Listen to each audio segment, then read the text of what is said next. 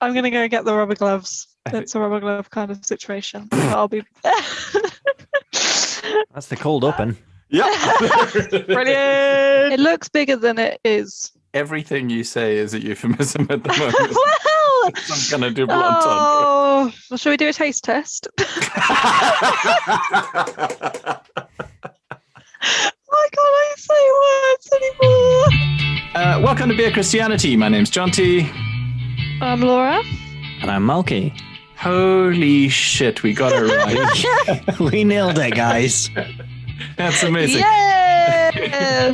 And that's the end. Thank you for listening to Beer Christianity. You can hear us all speak pipe. We'll be back in 2 months' time. Guys, it's been a really long time since we've spoken, and I feel like I owe you and the listener an apology. I say the listener because at this point I'm assuming there's only one person who's still listening. And thanks for listening, guy/girl/non-binary person. We really appreciate it. Yeah, my fault. Is it my fault? Would we call this my fault? Will we get letters if I say it's my fault? It's no one's fault. It's fine. Fault. It's calm. We don't stick to no schedule. That is true. You think we are the man? Ouch. Laura's on an anarchist kick, so yeah, that's fine. Anyway, you're listening to Beer Christianity. If you've never listened to us before, welcome. You are most welcome. This is a show where we talk about faith and about politics and about stuff. And in this one, we have the wonderful Richard Rohr. It would be inaccurate to say that this is an interview he did with Beer Christianity, unless he is an even holier man than I thought he was. And he could tell just by looking in my eyes in either 2010 or 2005. I can't really work out which one it's at Greenbelt Festival. You moved to England in 2005. In 2004. But 2004. It's more likely. I feel like I interviewed him twice at Greenbelt unlikely. Festival. Well, he literally gives at Greenbelt in 2005? I might have been. I don't know. He talks about his book that's just coming out. Yeah, he talks about Falling Upward is coming out next I have year. my copy over there. Go get it.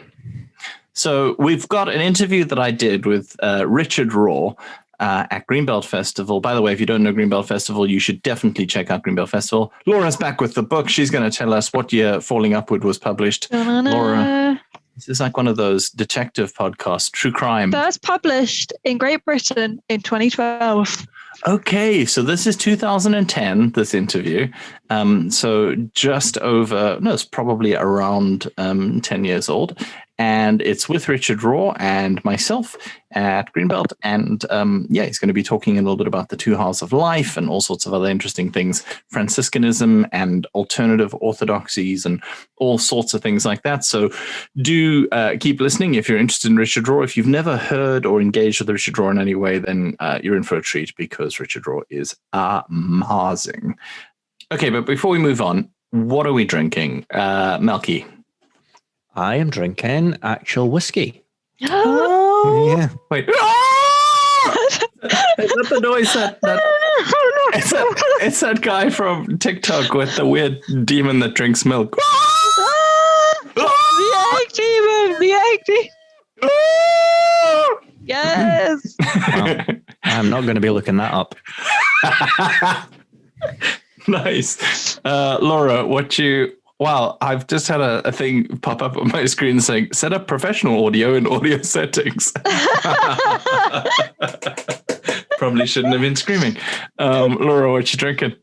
I, too, am drinking whiskey without the Coke. I've got a little bit of Gentleman Jack because I realised half an hour before we started recording that I had no alcohol other than the gift selection of tiny Jack Daniels bottles I was given for Christmas. And weirdly, I too am drinking whiskey in a sense because not even in a sense. I am in fact drinking whiskey. I'm drinking real sense. I'm drinking whiskey. I'm drinking some bourbon as well. I am drinking 1792 bourbon given to us by somebody who used to be on this podcast. Drabs. Yeah, and I've got that mixed with some cherry juice and some tonic water, and I have a whole bunch of cherries in it, and it's really rather delightful. So, Look, I feel I need to expand, partly because I'm drinking something that's more than 0.1% alcohol. Oh wow, yeah, that's huge. Yeah, and so it's a slow toe in the pond of some gentle, structured drinking, but it's Glenlivet, neat. Wow. So I'm just like, there might be people who care about alcohol. Yeah, that's true. Might be upset with the constant Jack and Cokes and the bourbon and cherryade or whatever it is. It's cherry juice. I went to a farm shop this week, and it was the biggest farm shop I've ever been in. And I don't want to sound like a middle-class knob, but I could not have been happier. It was amazing. It had one of those frozen, like pre-cooked veggies for a roast dinner things, which was, that's how you're in a proper, like, fancy farm shop. It had that, and it also had cherry juice, which was incredible, and mini beef Wellingtons. It was fantastic. I'm not gonna lie. But yeah, Melky, you're doing some structured drinking. How's that going? Fine. Quality content here there on Christianity. No further explanation needed. Malky's fine. Okay, so what I meant was I want to expand on more than just whiskey. Let's move on to Laura. But not quite go into the detail of let's unpack what problematic role alcohol has played in your life and the damaging behaviors that came from that. So great. Somewhere in the middle. I feel like you've walked that line beautifully and elegantly. Welcome to Beer Christianity. You can check out all our shows at beerchristianity.libsyn.com. You can leave us a voice note at speakpipe.com/beerchristianity, though let's be honest, only 3 people have. You can also... You don't know, more people might. Keep plugging it. That's true. Leave us a voice note, man. We will definitely play you on the show, even if it's ridiculous. You have no idea how low our standards are. Also, if you want to get in touch with us and send us questions and that sort of stuff, you can do it at beerchristianity@yahoo.com. And you can check out our newsletter on Substack. And there's all sorts of ways that you can find us. So look us up. But right now, you should listen to Richard Rohr, talking to young me, who is just super excited to get Richard to basically mentor him through life. So if my questions sound a little bit specific, it's because I just want Richard Rohr to sort my life out for me. So here's Richard Rohr, and thanks again to Greenbelt Fest. I feel like at this point, the statute of limitations has run out, and I don't have to thank Greenbelt Festival for making this interview possible. But anyway, because they're so great. It's just polite. Yeah, it is. Like, credit where credit's due. And also thank you, Richard Rohr. And also Richard Rohr's people. If you're checking this out and going, what the hell, we've just seen Father Richard is on a podcast that we in no way authorized. Love to interview him again, because he's a lovely chap. But here is the interview. Fantastic. My first question would be, you spoke earlier about the fact that Franciscans are among the few groups that don't carry a lot of negative baggage, and that is that because they haven't made the transition from reforming and fighting against a religious structure into becoming just an alternative religious structure, or is there another reason?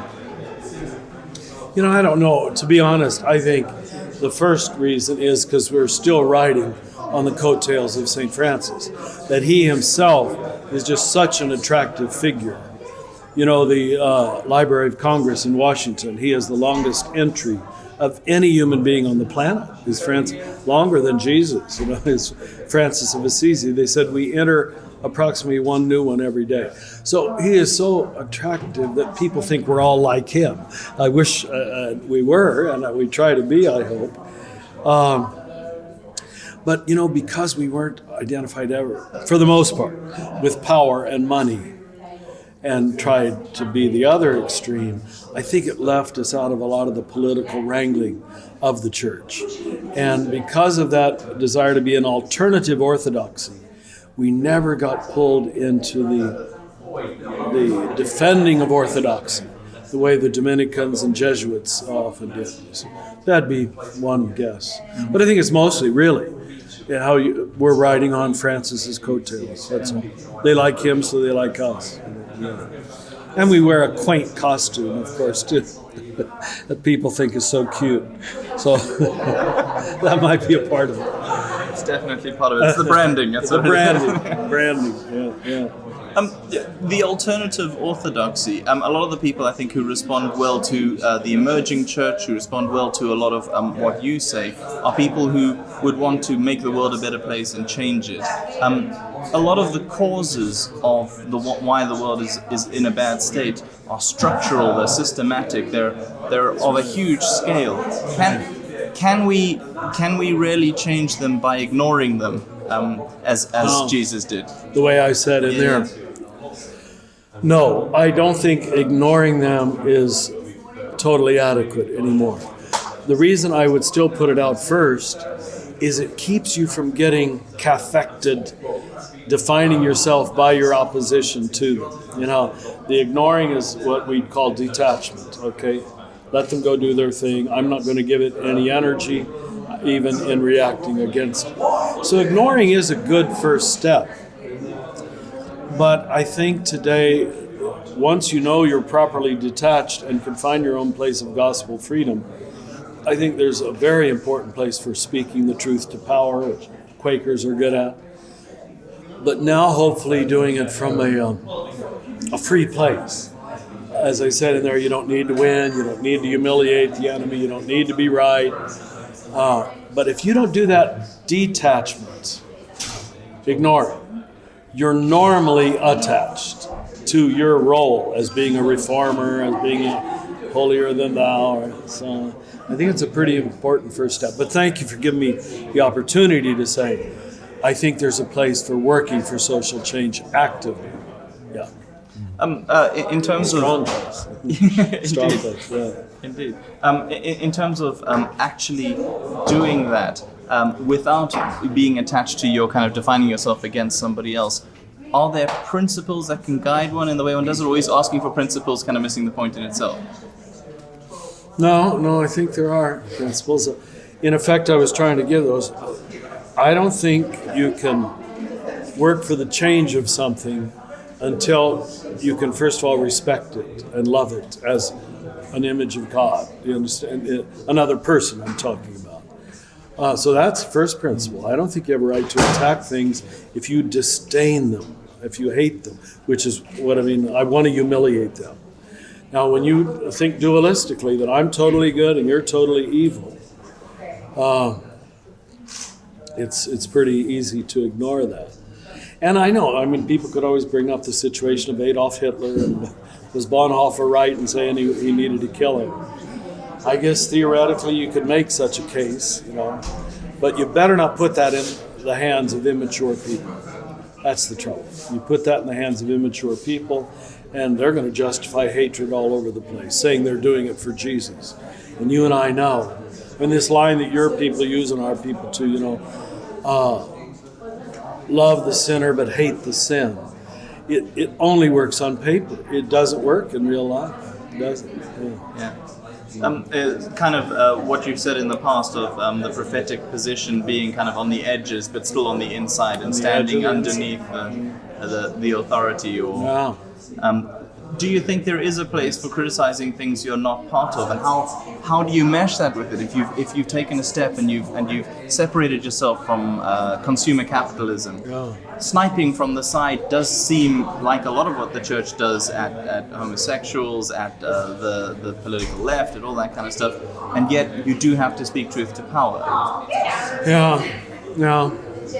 I guess I wouldn't want a principle to be that no one can offer creative critique to anything they don't belong to. I wouldn't want to go that far, you know. And yet you have to have an empathetic connection with it somehow. Or why are you talking about it? Why you're talking about it is normally to seek moral high ground. That's otherwise you really have not earned the right to speak. So this is what we mean by discernment. How discernment is something much more subtle than simply that's evil, therefore I am the one who is called by God to point out that evil. Maybe you're called to ignore it, but are you the fiery prophet who can stand up and denounce it? I think you need some purifying stages before you get to that point. And history, most of them haven't gone through that purification. Where they appear so often to be a victim of their own anger, a victim of their own agenda. Absolutely. Yeah, again and again. The dualistic thinking that leads to that, which you talk about as being very destructive, is there a case for some dualisms and because I see dualisms in the Bible a lot. Absolutely. Thank you. If I could rewrite the Naked Now, I hint at it in a number of places, but I should have put a complete chapter on that very point. That Jesus is both a dualistic teacher and a non-dual. The only important thing is that the final word is non-dual, is mercy and compassion. But here's the way I put it, and I know you'll understand this because you come from a biblical tradition. Moses starts the prophetic biblical mind in, is it Exodus or Deuteronomy 30, I think. I set before you life and death, choose life. The role of the prophet is always creating the choice and calling you to the choice. That's just stage one. We got to get you in the right ballpark. We got to get you at least choosing for life. Now, the real journey of Christianity begins. That isn't Christianity yet. And that's why this appeals to the young man's heroic instinct. Oh, I'm choosing life. He doesn't have a clue what that means when he says he's choosing Jesus or choosing life. But at least we're getting him there. We're putting him in the right boxing ring. You understand? So you can take teaching from Jesus about God and mammon, the sheep and the goats, very clearly dualistic, So I wish I'd made that clearer in the book, that you have to start with dualistic thinking to have some clear-headedness about what's real and what's unreal. Okay, we get you on the side of the real. Now let's begin the Christian journey and talk about non-dual. And that's largely why people can't understand the contemplative mind. The book I just finished is on the two halves of life until the second half of life. Yeah. When you're a young man, a young woman, you've probably heard me talk about this in other places. You're creating your ego boundaries. And to create your ego boundaries, you have to have black and white thinking. You do. And if you're fathers, you have your little boys, they just love the good guys and the bad guys. They revel in it, They can't almost figure out a little story unless it has a good guy and a bad guy. And you can't tell a little boy he shouldn't think that way. He does. Yeah. And the good thing is he wants to be on the side of the good guy. Yeah. And defend himself from the bad guys. It's interesting, but it is stage one. And thank you for letting me say that. Yeah. I and a lot of people from my tradition that I know, we love the idea of the second half of life. We love the idea of being able to let go enough to be truly transformed, the contemplative journey. But it's almost like that thing of trying to be Zen. How do you do it? Do you have to seek suffering? Do you have to leave the middle class? Do you have to? Are we so comfortable? You have to. The way I call it in the new book is you have to stumble over the stumbling stone. There has to be something that makes the old game fall apart. There's no reason you're going to leave the old game until it no longer meets your needs. It doesn't work. It doesn't satisfy. That's necessary part of the journey. And that's why too rigid religion, you won't allow there to be any stumbling stones.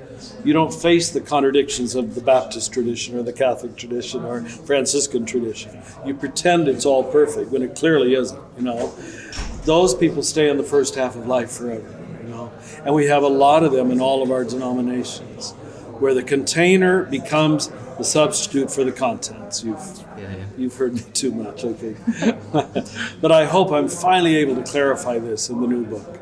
It'll come out next April, and it's called Falling Upward, the spirituality of the two halves of life. I also have a chapter in this book on necessary suffering. Excellent. Thank you very much. Really appreciate you're welcome. it. Really appreciate your time. And thank you so much for what you do. I remember you understanding. It was 3 years ago. It was 3 years ago. Yeah. Great stuff, Richard Rohr there at Greenbelt Festival 2010. I want to say 2011, 2010. I don't know. Guys, what do you think of that? I'm not a good critical voice when it comes to Richard Rohr, because I just think the sun shines out his orifice. The man's pure gold. And basically kind of adopting that stance of, even if he's wrong, I'd rather be like Richard. You know what I'm saying? He's a jolly nice man. He is a jolly nice man. I remember being a young fundamentalist and hearing my first Richard Rohr tape from another fundamentalist kid's dad who just, I think, liked him because he read Jung.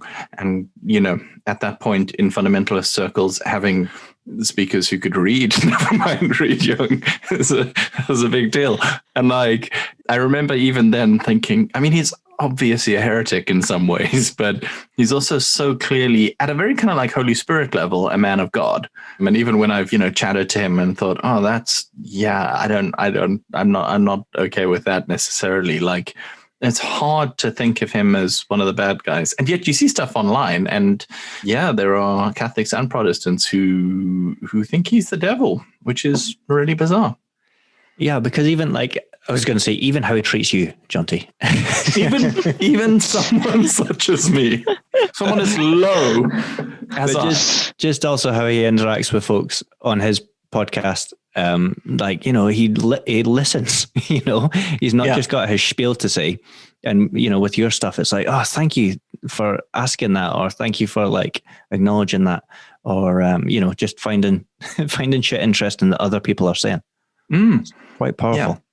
Also, again, kind of an indictment of where we are in our Christian culture, that somebody who just listens, they're like, wow, isn't he lovely?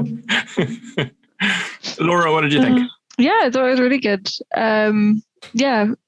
I've also recently read for this episode in preparation, Falling Upward by said Richard Rohr. And he's saying good stuff. I feel like not necessarily the most concrete stuff, but then I also don't think it's meant to be. There's the sort of thing of when you talk about two halves of life, I'm very much sort of person who's trying to work out what half of life I'm in, or which means I'm obviously in the first half of life if I'm trying to figure out if I am, but also being trying to figure out what halves of life everyone else is in, being like, oh, that wasn't a very second half of life thing to say. But it's a bit more it's like, oh yeah, first half of life is, building up the container, and then, you go through necessary suffering. And then the next half of life is fill it, which is what, but with what? What do you mean? What does that mean? I guess it's some kind of, but it's also the kind of thing where it's like, oh, well, when you get to the second half of life, you'll understand. Yeah, you don't even know. So I don't even know the kind of, what's going to happen. So, So if you want, I feel like it's good though. So, okay, we're both in the solidly, that was all right. That good, was fine. It? Yeah. I also like that he remembered who you were. I thought that was nice. He's such a nice man, and he did remember. And I remember him saying after we stopped recording that, yes, I remember. And I remember thinking that, it was so unusual to have such intelligent questions from a Baptist. Just like, wow. Also, some good sass. That's a good sense.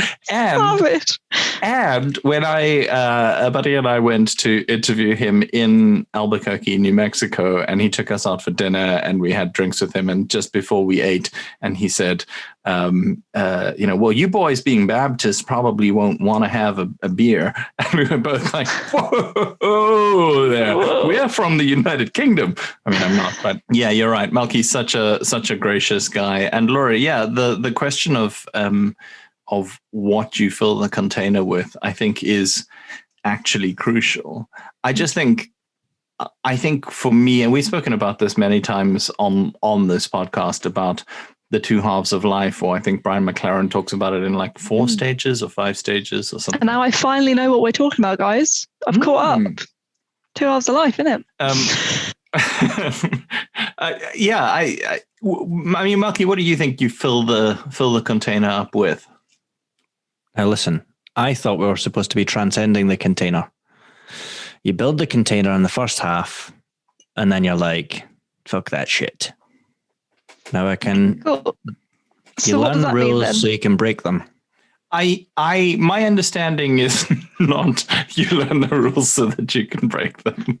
My understanding is that if you don't have the first half of life experience that creates boundaries, and you just start with everything is fine, there is no dualistic thinking, there is no in and out dichotomy, there is no setting of boundaries as to what is right and wrong, and building up this kind of good guys and bad guys system in your head, then you live forever in a space where anything goes. And there is absolutely no reason why you wouldn't think that, for our progressive listeners, capitalist depression is completely okay. Because, well, why wouldn't it be? There's no concrete, without wanting to appeal to absolutes, there is no standard of right and wrong. There is no standard of goodness of behavior, of any of those sorts of things, as well as the kind of very Catholic understandings of like tradition and a set of imagery into which we can pour our truth.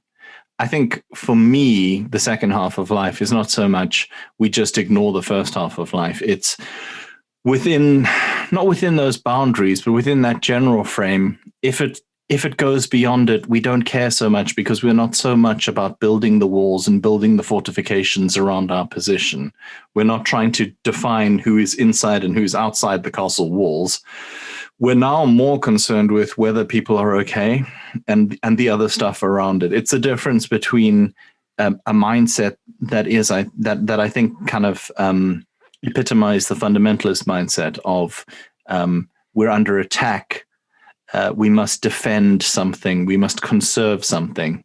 And it's saying there is something worth conserving. There is something that is good here, but defending is not our primary function anymore.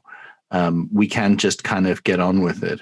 So for me, the second half of life mindset is probably more around just getting on with it and not worrying about imposing your vision of the world on other people, or even defining whether those people are in or out, whether this idea is right or wrong. It's the difference between somebody who looks at people who are drunkenly reveling in the street as a Christian and goes, it is disgusting, which is the very first half of life, or well, they're having a nice time, for me anyway. That's my understanding of it. I think what you said about it not being a separation of like, you go into the second half of life and you completely ignore the first half. Like, I think that's what he says in the book of very much mirroring it of the hero's journey, and that it just like, it's very well the way he talks about Odysseus and how like Odysseus's journey doesn't end when he gets back to, I don't know, wherever he's going, can't remember, but like he has another thing to do after he gets back, and like it's a continuation rather than a separation of like, I've broken these things and now I'm in this, which I think is why it's the sort of thing where I'm like, oh, how do you define like how can you tell which one you're in, because it's not supposed to be clear. So, and if only Christianity had something like a first covenant and new covenant kind of thing with which to define that would make it so much simpler to understand, because I think of it in those things as well, like the new covenant. And we're still struggling with this in the church today of like, but we have the law, and like, shouldn't we be obeying the law? And, in Paul's time, they were talking about it. The Church of Acts was struggling with this. All the churches virtually to whom the epistles were addressed were struggling with aspects of this about, well, how much of the law is necessary to follow and how much of it can we kind of ignore. And you've got the Judaizers and you've got the concept of grace, and they've got the whole letter to the Galatians and Romans, all about this stuff, about transcending, but not just saying fuck it about the law. It's not going, there is no such thing as right and wrong. It is not going, there was no value in that. It's more, almost every time. And it's kind of like when Jesus is teaching, when somebody says, hey, tell that person that they're wrong. Almost every single time, Jesus goes to the person who says, tell that person they're wrong. No, I think the problem's with you. And I think we've made the mistake of going, you see, those people are the problem. I don't think that's what he's trying to say. I think he's trying to say, if you're trying to force some kind of structured law on people, and it doesn't obey the law of love, if it doesn't obey the law of mercy and grace, then you're probably not on the side of the Father.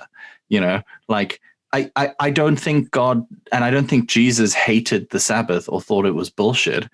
But when you say it's the Sabbath, so you shouldn't be healing, or it's the Sabbath, so your guys shouldn't be getting food, even though you're all itinerant and basically homeless and, walking through fields, like at that point, he's like, you've missed the point entirely.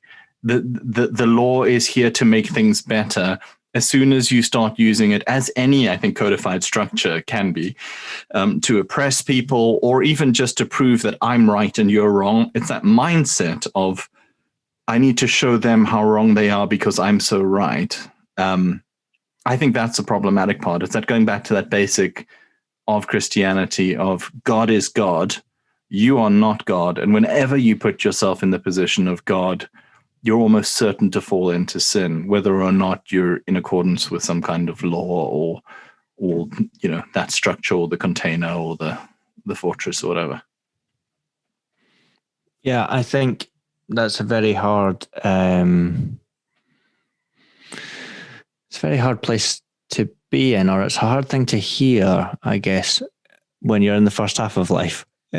That idea of, or it's just you just can't hear it. I think that's what was revolutionary to me when I first heard Rohr's stuff, was that there are some stuff we just can't hear, some teachings we can't hear, which is quite opposed to how I would have been, of like, it's all knowledge. We can learn everything we need to know from the Bible and then go and crack on.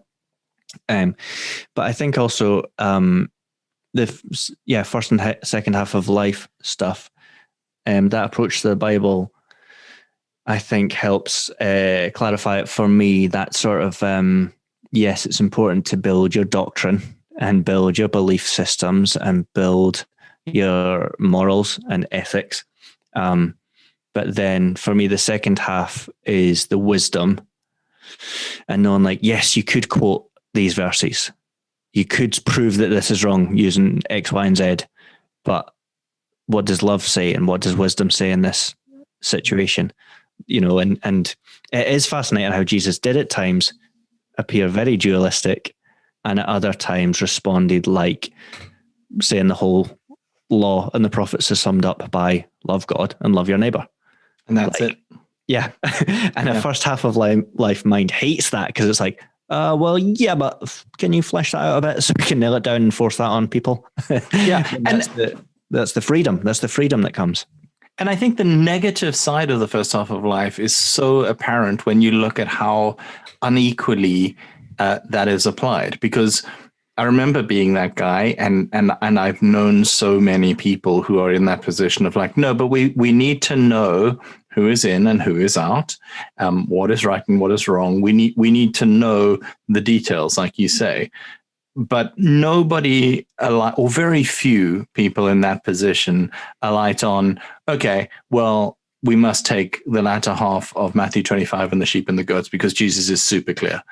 Like, it is like literally how you're going to be judged at the end of days is defined by how you treat the poor, how you treat prisoners, so that's all we should do then. That's clearly, like, very few people who are looking for that kind of level of structure and certainty, the evangelical obsession of certainty, end up going, well, this is very clear.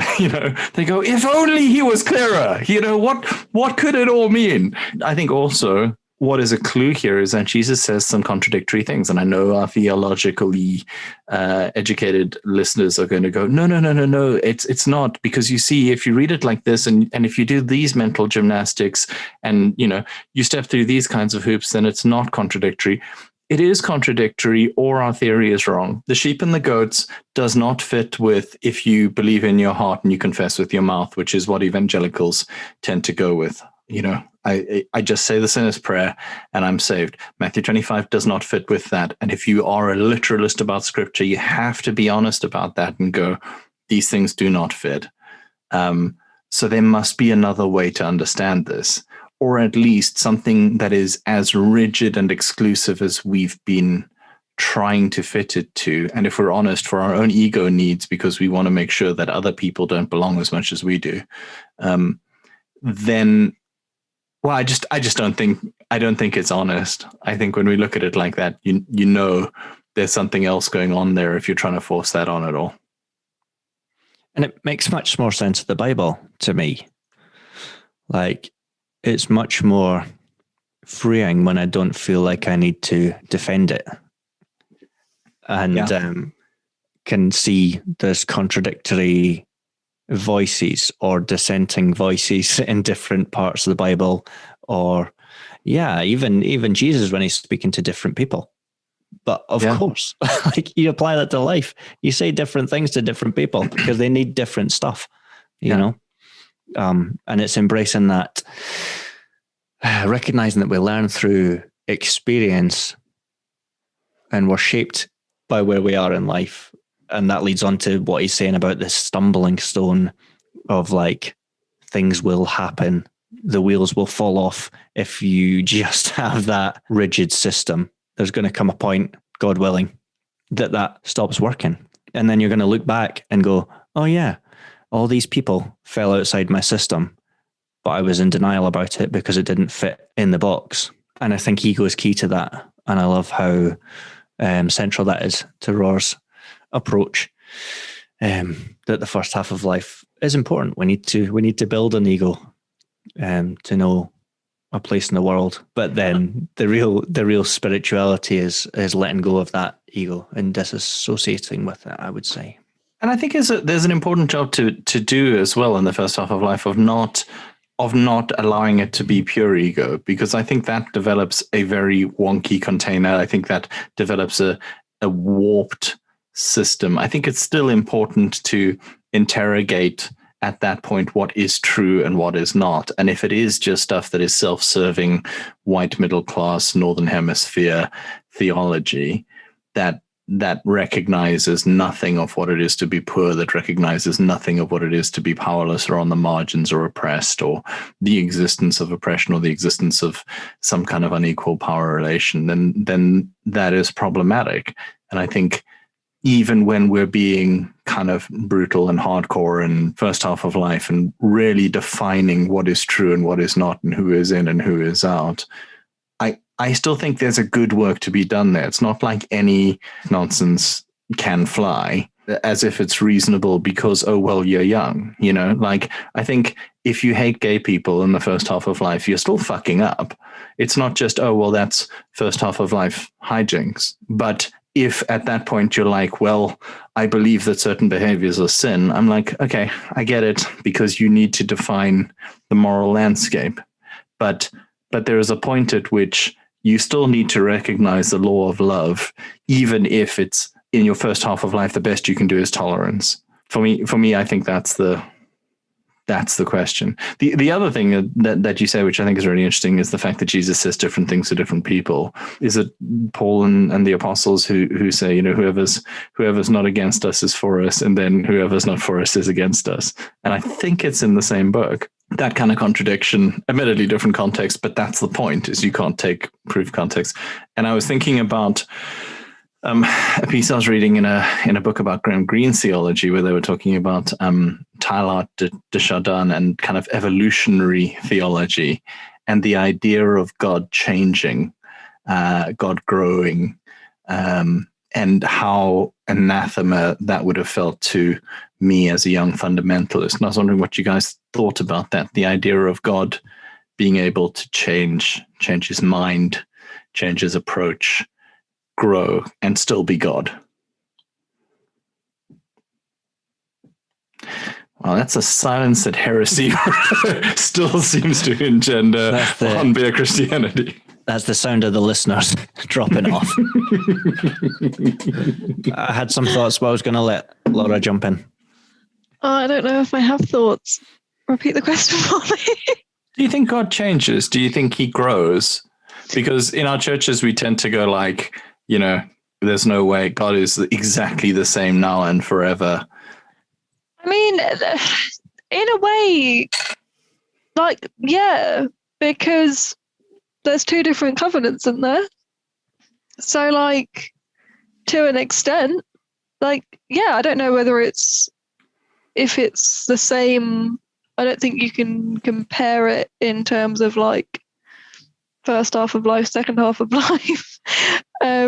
But yeah, like there is a shift. Whether, I mean, I'm also not an Old Testament theologian, so I may be wrong, but Jesus being on earth changed something. It changed our relationship with God. So I don't know whether that's because God changed or because he changed us, or yeah. So yeah, I guess to an extent, I don't know whether that's a growth necessarily, but it's a change. Because even in the Gospels, Jesus is said to have grown in knowledge and wisdom, right? As a young man, as a child, which I find interesting from a full incarnation of the omniscient God. Which is probably a tiny detail to focus on, but he's also human, isn't he? Well, yeah, exactly, and what that looks like though, because so I'd say no, not fundamentally. I don't think God fundamentally changes, or I'm uncomfortable it grows, because then that feels like God is a progressive and he just needs to catch up. But like, I think what we know of God is changes and has been revealed. Like, so I would say that God is and always has been as loving and compassionate and empathetic as Jesus, but humans didn't fully, or mostly didn't fully see that until we saw Jesus, had the example of Jesus. And I think, so there's a bit in the Old Testament, there's bound to be a few bits, but there's certainly one bit where it looks like God changes his mind. Oh, I was going to do this, but because you've done that, no, I'm going to do something different. And if God's actually relational, then it's not just dealing with a textbook or a robot that's already kind of set. All my dials are set and you get the same responses every time. But yeah, there's a relationship. I was going to say a humanity, whatever that is. Personhood. We're told to say, like, it's that pathetic cliche of Christianity is not a religion, it's a relationship. And the people who would say that, in my experience, have had little truck with the idea of an actual relationship where somebody may react differently at different times or in different contexts.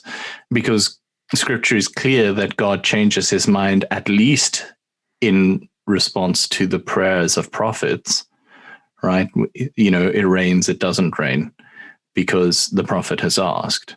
So if you can change your mind and you are spirit, in what way do you not change? Like, if you can change your mind, does your personality change? And if your personality changes, do you change? And why are we so, I guess my question is, why are we so afraid of the concept of God changing? Is it just in case we can say, well, that was, back in the days when he was drinking, and he created the platypus, and that's a Tom Waits quote. There's no devil, it's only God when he drinks. That's the wow. Which I only heard from Robin Williams' stand-up. I guess it's I don't know. I was reading about it recently because I was thinking, but yeah, the old immutability seems pretty fundamental for people. For the old theologians that they have. And immutability, but what does immutability mean for somebody who is so out of our categories of being? I guess it's a reliability. Like I was saying, like I can know from Jesus that God wants to meet us where we're at, get involved in our lives, cares about us, to the point of dying for us. And then if he changes, maybe decides, fuck those guys, But I think it's 2020. Like, I've moved on. I've given the guys time. They're a nightmare.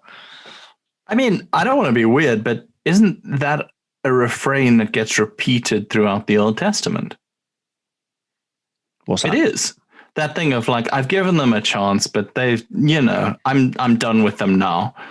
Like, I'm done with humanity. I wash my hands. And then at some point a prophet goes, please, no, please chill.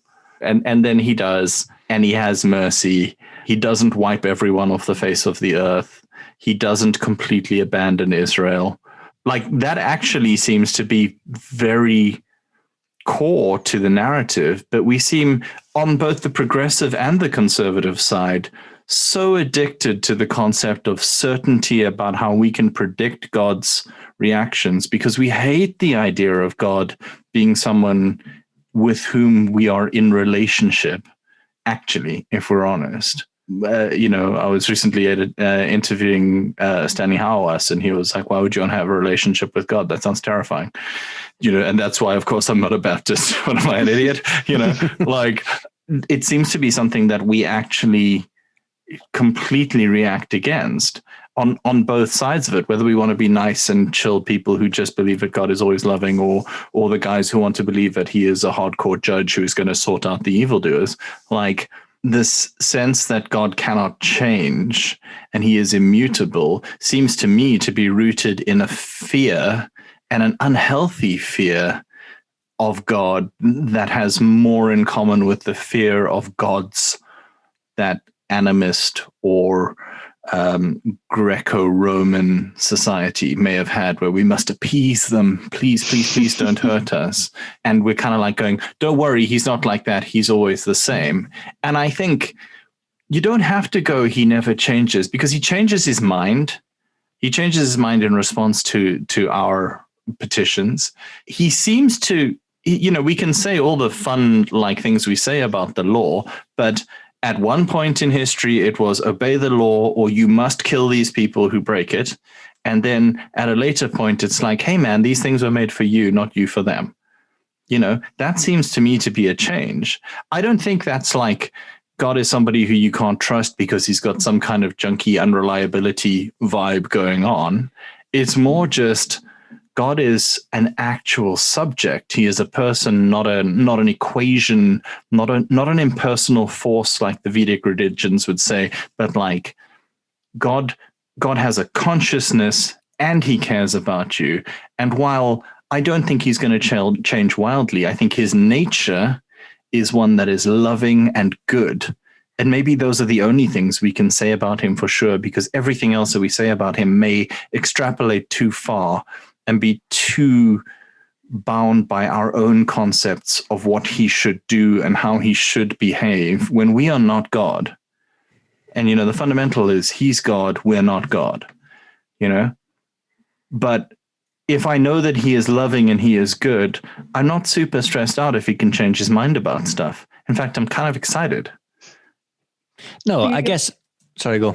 I'll say fear of you're not going to like what he's going to change his mind to do, isn't it? Like, if God can't change, then it's you get the example of the prophet asking God to not destroy stuff and stuff like that, and because we have those examples of God saying, oh, like, I'm not going to do this because you asked of it, the idea of God being able to change his mind, and that means that he can also change his mind in the other way.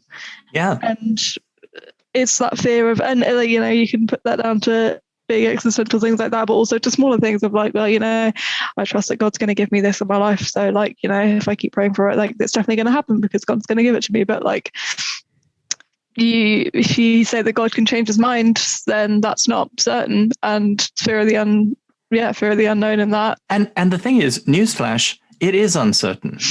Like, no matter how Pentecostal you are, and you're like, God will always answer my prayers, and he is a miracle working God or whatever, at some point you're going to pray, please save me, and he's not going to save you because you're going to die. And every Pentecostal who has lived has or will die/died. So there is that limit already, and the idea that we're going to now change our theology or our view of God because we're uncomfortable with what the implications might be, I find really strange as a convert to Christianity, because there are plenty of religions that are nicer sounding than Christianity. And if God is our absolute, if his goodness and love is our absolute, can we not relativize even those sorts of fears that make us want to treat him like an equation? Yeah. I think to the extent that you're saying that you keep affirming God is good and God is love, because I think, looking at the New Testament, if you're going to boil it down to one thing to hang your hat on, then it's God is love. And I worship Jesus Christ. So my view of God is always through the lens of Christ. Yeah. So then I guess that's enough. I guess that's enough to know that's not going to change. That's fundamental to who God is. But I think with concern of the Old Testament and God killing people and stuff, like I would lead much more towards the camp that would say that was human beings having poor hearing and limited vision of who God is, more than God was fundamentally saying such a different message than what seems to come from Jesus. Yeah, I don't know. I mean, I'm open to both. Like, I just think, I'm not sure it's better news to go, the thing that we're basing all of our knowledge of God on, in terms of any kind of conceptual framework, is fundamentally flawed and unreliable as a starting point. That actually doesn't fill me with a lot of hope, because, the same book that you're going, well, in that part, I think it was probably bullshit, is the one that tells me that he loves us. So I'd rather go, and again, this comes down to, I guess, a question of what you're more comfortable with. But to me, that's not comforting. The idea that, well, don't worry, the thing that you're told there isn't true. You just need to relativize it. I don't know. For me, it's more comforting. I don't think that's, a completely unreasonable position to have at all. It's just, for me, if I had to pick which one I'm more okay with, I can be like, there's 100 ways in which those things that I don't love in the Old Testament might have been reasonable if you have the benefit of God's perspective. And even down to, the very unpopular in our kind of part of Christianity stuff of, well, you want to make an omelet, you've got to kill a few Amalekites, But like, I'm still more okay with that than the idea of, if we don't understand it and if we don't like it, that's probably not an accurate text, Yeah, but I think from the stuff I've read, I think certainly my position isn't as pick and mix as that. It would be looking at finding a emphasis in the Gospels, an emphasis in Jesus, even an emphasis in the New Testament, and it was interesting hearing Helen Painter talk about a lot of this stuff, and actually. It's hard to talk about unless you're talking about specific examples. But like, I think you see God is portrayed as kind and compassionate and reaching out and caring and loving in a very brutal context in a lot of the Old Testament. But yeah, I just think there are some parts that it seems to make a lot of sense to me that it would be easy for the Israelites to kind of confuse and lump together the idea that wars happen and we won a war, therefore God won the war and God wanted it to happen, Yeah. I guess for me, like, the older I get and the more disillusioned I get with life, and the more kind of existential angst weighs on me, you look at the wickedness of the world, of people being tortured and raped, and you think, that stuff that I objected to in my reading of the Old Testament, when you see the things that get done,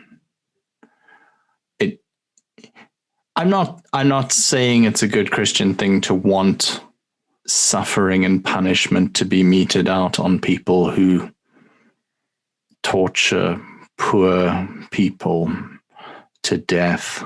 I'm not saying I want, to kill them all and let God sort them out. I'm just saying, I don't think God looks like so much of a monster when even that perception of him, when you see the things that are done that are evil and cruel, I'm not saying that gives us in any way a license to do anything. I'm just saying God is good, and if he chooses to show mercy, then that just shows me what a wonderful God he is. But if he doesn't choose to show mercy, hard to judge him, even if he wasn't God, Is this the time where we do the funny advert?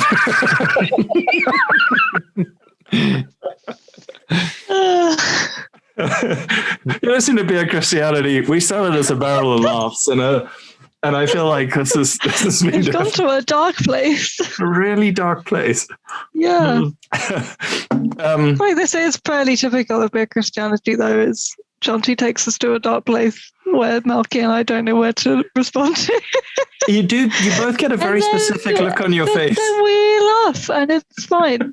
You guys are both just oh. It's okay. You're venting. Is he okay? Just let him go.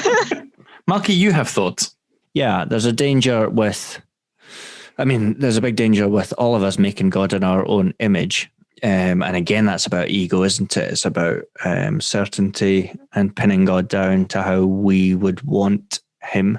Yeah, I think, coming from the perspective that I used to come from, where it's overemphasizing and over-embracing the vengeful, judgment-driven, punishment-driven God, I realize it could be potential for me to swing the other way.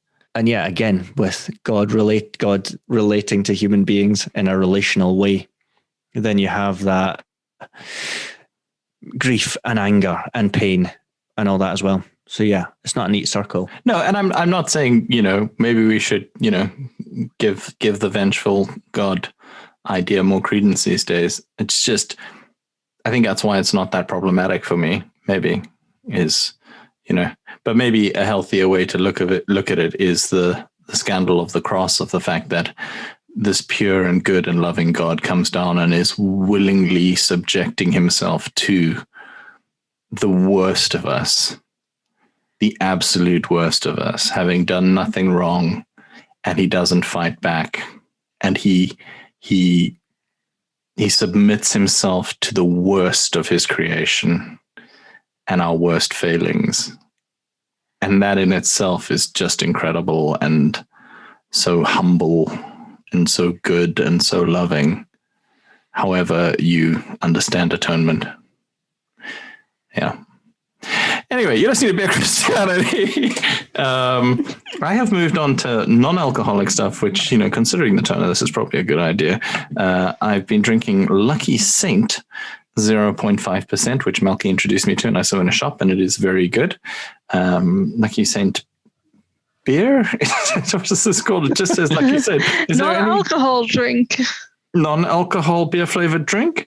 And then I'm also drinking a Big Drop Brewing Co. Galactic Milk Stout, and it's an alcohol-free milk stout, and it tastes... okay, full disclosure, I can't tell if this tastes fruity because it's a fruity milk stout, which is very cool, or if it's because I'm drinking it from the same glass that I was drinking my cherry juice. So I don't know. It's hard to tell. Having tasted beer before, no beer actually tastes fruity. It's because you're drinking it out of cherry-aid glass. No, there's this. It's a lie. It's all a lie. It's when you see coffee where it's notes of chocolate. I'm like, bitch, no. It tastes like coffee and nothing else. Bitch, no. Okay, well, I think we probably have time to hear from one or two of our listeners, and then we probably have to go because we're kind of running out of time. But before that, I believe we have an advert. Yes, we do. So it's often difficult to find decent films these days with Christian themes. And, I'm talking about critically acclaimed movies that really capture something of the depth and complexity of the spiritual life, like Last Temptation of Christ, Silence, The Passion, or Faith Like Potatoes. But once in a generation, a film like this comes along. This is a 2017 epic, and what I'm about to say comes from a genuine movie. And this next bit is the official blurb. So the language used is not my choice, so I don't need to apologize for it. It's the choice of the studio. Okay, here we go. After losing his parents, a priest travels to China, where he inherits a mysterious ability that allows him to turn into a dinosaur. At first, horrified by this new power, a hooker convinces him to use it to fight crime. Full stop. And ninjas. Full stop. This is the Velocipastor, a man of the Incredible. So, and after watching, I've not seen it yet, but I have watched the trailer a lot, and it does contain themes such as, would God want you to kill people if you were a dinosaur? That's kind of what we've been talking about. Yeah, and some of the comments on YouTube are pretty decent. Top one here says, "I can't believe Joker got more Oscar nominations than this masterpiece." And someone else says, "Say what you will, at least it's an original idea, not a remake." Fair. You know, that's fair. Someone else, "I saw this movie as a meme. I didn't think it was real, but 90 minutes later, here we are." And I cannot believe they made the whole movie. Wow. This comment wins the internet.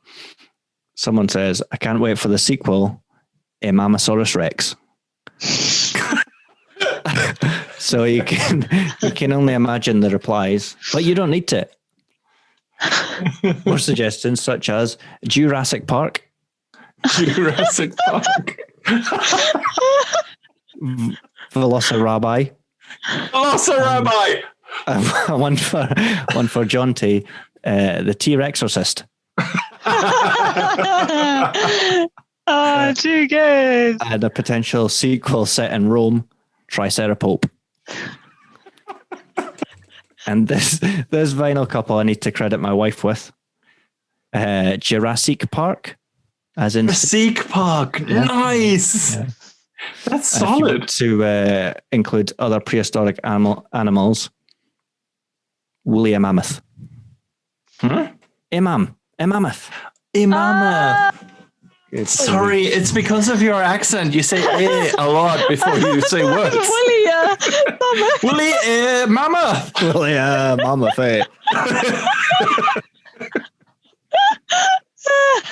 Wow. That's superb. That is excellent. Thank you for our ad break. That is wonderful. Thank you, Malky. Okay, I think, Laura, we've got time for one message from a listener that we can respond to. Pick one, and we will do others in the next one. Also, that advert, Malky, makes me think of Peter Laws, and I think we're going to have Peter Laws back on the podcast sometime soon, because if you haven't listened to Creepy Cove Community Church, that podcast, you really have to. It's excellent. And we need to get Peter back on the show. Is that my cue? That is your cue. Okay.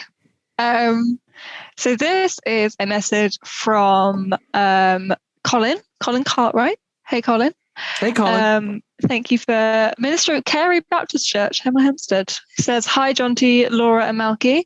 Love this. Feel like I've come home, raising a glass of real ale to beer Christianity for the moment imaginary.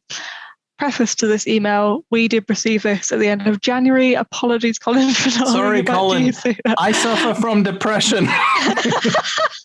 That's why we haven't done one in 6 weeks. I'm sorry. It's fine. But just because there are some time-sensitive things, but I think we can still give opinions on it. But just a thought, as Friday is the launch of the UN treaty banning nuclear weapons, perhaps this is something that might be featured here. Some years back, I wrote a letter on this, which was, thanks, Jonty, featured in Mission Catalyst. More immediately, Martin Tiller of Rugby Baptist Church and Christian CND has just written something on this for the Baptist Times. Stuart Dennis, mate of mine and minister of Malton Carey Baptist Church, would also be someone who could write about this. Shalom in Jesus, Colin.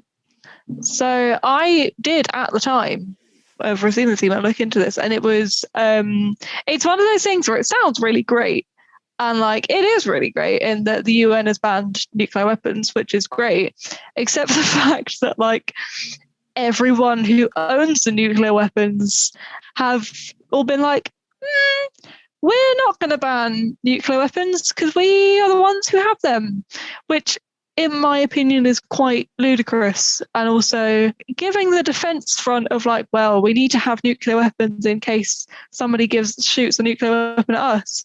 To me, I'm like, I understand, but also you realize that you will be causing the end of the world. Like, is this not a factor that we want to consider? Like, I understand that you want your toys, but also nuclear winter? Yeah. And this was one of the main reasons why people didn't vote for Jeremy Corbyn, is because the newspapers kind of framed this as if this was a very unreasonable position, that Jeremy Corbyn was the kind of person who would be unwilling to kill literally millions of civilians in another country, which to me, even though the man is not a Christian, is a very Christian position. Yeah, to me, nuclear weapons are completely anathema, and you cannot be a supporter of nuclear weapons, in my opinion, if you are following the teachings of Christ. You can be a Christian and go, well, in this area, I'm going to say, fuck the teachings of Christ. I'm going to support nuclear weapons, I guess. You cannot be pro them as far as I can see, and be consistent with a Christian ethic. Lots of, parts of my philosophy would be similarly inconsistent, I guess, but Malky, when you and I were doing the Narnian Socialist Review, we did a thing about Iran getting nuclear weapons and how incensed people get every time it looks like, well, Iran might get nuclear weapons and, we can't let them have it. I'm like, no, we wouldn't want a warlike nation that's been at war for the last 200 years like this country, or, has actually used nuclear weapons in anger on a civilian population like the US to have nuclear weapons. That would be insane, obviously, or a noted aggressor in the Middle East like Israel, or any number of other countries. That would be terrible. Also, keep in mind, if you are interested in the hypocrisy around the nuclear issue, that we've all signed the Nuclear Non-Proliferation Treaty, which says we will not create new nuclear weapons. Do you think that's been held to by the UK, by the US, by all the people we think of as good guys? No, we do not. So when they say, Iran has broken the rules on this kind of thing, do we care about that because they've broken the rules and because nuclear weapons are dangerous, or because they are our enemies? It's that kind of hypocrisy. Hey, so that all sounds great, Jonty, but have you realized how good a use of funds it is? Oh, yeah, no, that's true. It is such a great use of funds in countries where where people are homeless and where we keep on defunding and we don't have enough staff in the NHS, or, in countries where they can't apparently afford government-run healthcare. At least they have nuclear weapons, which everybody says, don't worry, we'll never use. Yeah. I mean, no, but that's the whole point. That's the whole point of the game, that you need to reassure people we'll never, ever use it. But we might. So that was just like the bluff that Corbyn called of like, when it comes to the crunch, nah. We're not going to do it. Whereas everyone's just toeing the line of like, I mean, they may or may not, whoever it is that a given person is, but it's like, no, we all have to pretend because the Russians will be watching telly and we need to pretend like we would, And the thing is, for Christians to go like, but if they fired a nuclear missile and it detonated in the UK, then we'd obviously have to send one in retaliation. So killing civilians for revenge is now part of our ethic. That's the thing we do now. Collective punishment, genocide, because, well, they did it first, that kind of like 5-year-old logic. And also, that's so devastating that it's like, okay, so they nuke us, and then why would we send one back? In case they do it more? No, it would be pure vengeance. Yeah. That's the thing. It would be pure vengeance.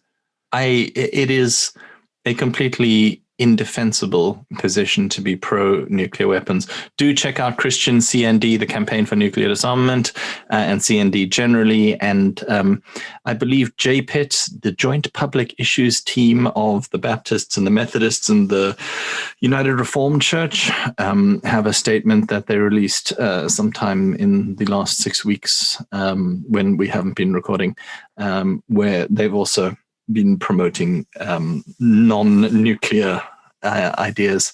So do check that out if you are interested in the UK, but I'm sure there's a lot of bodies in the US as well. So yeah, thank you so much. Was that Colin who sent that? Where's Colin? Colin, that's great. And yeah, nuclear weapons. That's a thumbs down from me. What about you guys? Malky's on the fence. Yeah, because there's Glaswegian jobs at stake.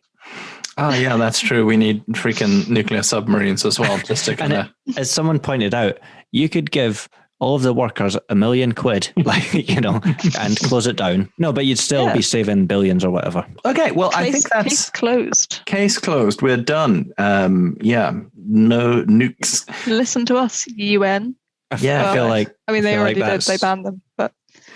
That's just goading me into some sponsored content for nukes. I can't wait. I would be surprised if it didn't. Anyway, thank you so much for listening to Beer Christianity. Do send us a voice note at speakpipe.com/beerchristianity. You can also send us an email at beerchristianity@yahoo.com. We do have other messages from you guys, as well as a bunch of angry reacts to a Facebook ad that we did that we'll try and bring out in some of our future episodes as well. If you have any ideas of stuff that you'd like us to cover, do get in touch. We're also on Twitter, BeerXianity. We're on Instagram and Facebook and all sorts of platforms and stuff. So basically, look for Beer Christianity. Sign up to the newsletter if you want to read some written versions of this sort of stuff as well, and some other thoughts on Christianity and politics and culture and all that kind of stuff. Okay, cool. Thanks for listening to Beer Christianity. We will be back, I think, in sooner than 6 weeks' time this time. So who knows? Who knows? Keep you on your toes. Really depends on how this week goes. So thanks for listening to Beer Christianity, and we'll see you soon. Bye. Bye.